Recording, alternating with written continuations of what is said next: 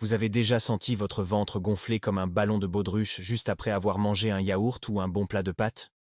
Si oui, vous n'êtes absolument pas seul. C'est un problème très courant et il y a des raisons bien précises derrière tout ça. On va décortiquer ensemble ce qui se passe dans votre corps. Commençons par les produits laitiers. Le coupable principal, c'est souvent le lactose.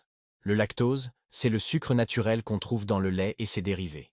Pour le digérer correctement, notre corps a besoin d'une enzyme appelée la lactase.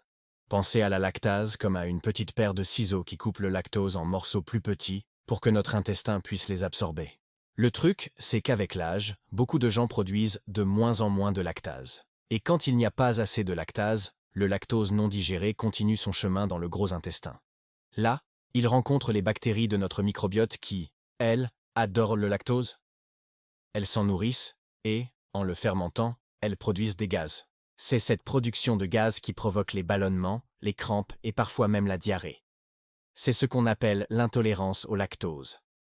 Ça peut apparaître à tout âge et son intensité varie vraiment d'une personne à l'autre. Maintenant, parlons du gluten. Le gluten, c'est un ensemble de protéines qu'on retrouve dans des céréales comme le blé, l'orge ou le seigle. Pour certaines personnes, le gluten est un véritable ennemi. Il y a d'abord la maladie cœliaque, qui est une maladie auto-immune.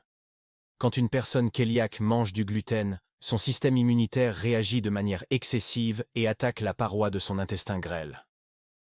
Ça cause une inflammation, des douleurs, des ballonnements, et ça empêche la bonne absorption des nutriments.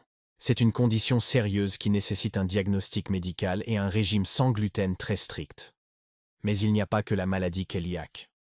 De plus en plus de gens parlent de sensibilité au gluten non cœliaque.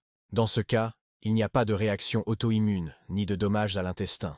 Mais la personne ressent quand même des symptômes très similaires. Ballonnements, maux de tête, fatigue, douleurs articulaires, après avoir consommé du gluten. Les mécanismes exacts sont encore à l'étude, mais une des hypothèses pointe du doigt d'autres composants du blé, comme les fructanes. Ce sont des sucres qui, un peu comme le lactose, peuvent fermenter dans l'intestin et créer des gaz. Alors, si vous vous reconnaissez dans ces descriptions, la première chose à faire est d'en parler à un professionnel de santé, comme votre médecin ou un gastro-entérologue. Ils pourront poser un diagnostic précis et écarter des pathologies plus graves.